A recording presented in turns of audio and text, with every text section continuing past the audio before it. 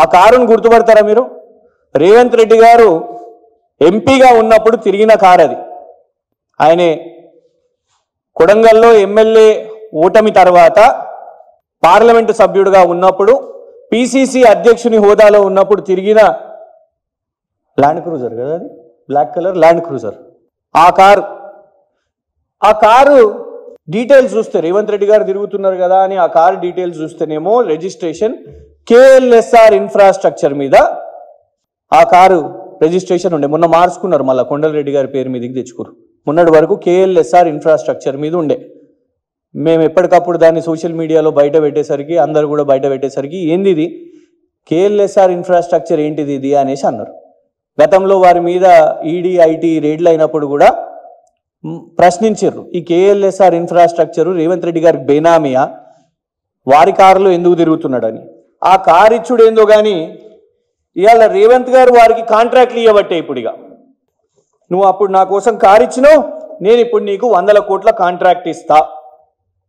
320 కోట్ల contract Rajiv Gandhi lift irrigation scheme, Mukteswarapuram, Gannapavaram, ఇగోండి KLSR.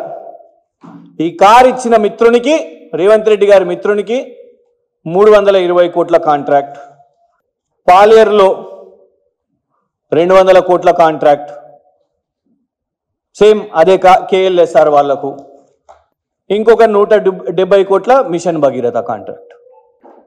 ఇవ్వండి ఫోటో కూడా రేవంత్ రెడ్డి గారిది ఉంది, శ్రీధర్ బాబు గారిది ఉంది, వాళ్ళ ప్రభుత్వంలో వచ్చినాకనే. ఇట్లా 100 కోట్ల కాంట్రాక్టులు కుటుంబానికి, మిత్రులకు అప్పచెప్తున్నారు. నీళ్ల కాంట్రాక్టు కేఎల్ఎస్ఆర్ మిత్రుడు, అడ్వర్టైజ్మెంట్ల కాంట్రాక్టు తమ్ముడు కృష్ణారెడ్డి, భూసం జగన్మోహన్ రెడ్డి, మైనింగ్ సింగరేణి అప్పజెప్పడానికి బావమర్ది సృజన్ రెడ్డి, అమృత్ టెండర్లు పట్టణాభివృద్ధి అప్పజెప్పాలంటే ఆయనకు, సింగరేణి అప్పజెప్పాలంటే మళ్ళీ ఆయనకు, పేపర్ అడ్వర్టైజ్మెంట్స్ ఈయనకు, విదేశాలకు పోతే ఖాళీగా ఎందుకు ఉండాలి, విదేశాల్లో కూడా నల్లధనం చేసుకోవాలి, మన చేయాలి, ఇక్కడక్కడ మనీ లాండరింగ్ అని ఇంకొక సోదరునికి, రాజకీయంగా ఈ సోదరునికి, ఇట్లా ఎక్కడికక్కడ రేవంత్ రెడ్డి గారు ముఖ్యమంత్రిగా కూర్చొని రాష్ట్రం దివాలా తీస్తున్నది. తెలంగాణని ఎవరు నమ్ముతలేరు.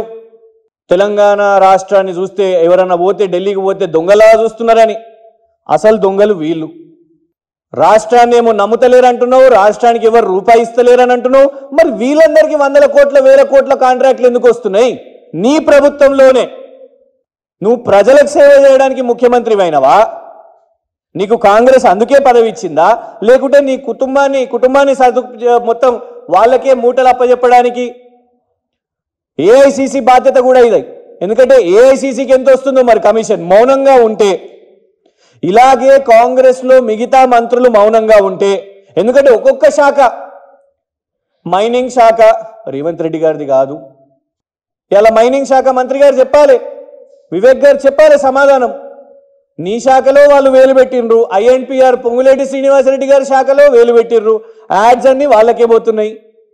ఒక్కొక్కరి శాఖలో శ్రీధర్ బాబు గారు ఐటీ శాఖ మంత్రి ఈ 1000 కోట్ల ఒప్పందం గురించి చెప్పాలి, ఏమైంది? స్వచ్ఛ బయో 1000 కోట్లు. ఒక్కొక్క శాఖలో ముఖ్యమంత్రి గారు వాళ్ళ కుటుంబ అన్నదమ్ములను, బావమర్దులను, మిత్రులను అప్పజెప్పేసి ఇలా 1000 కోట్ల కాంట్రాక్టులు చేస్తున్నారు.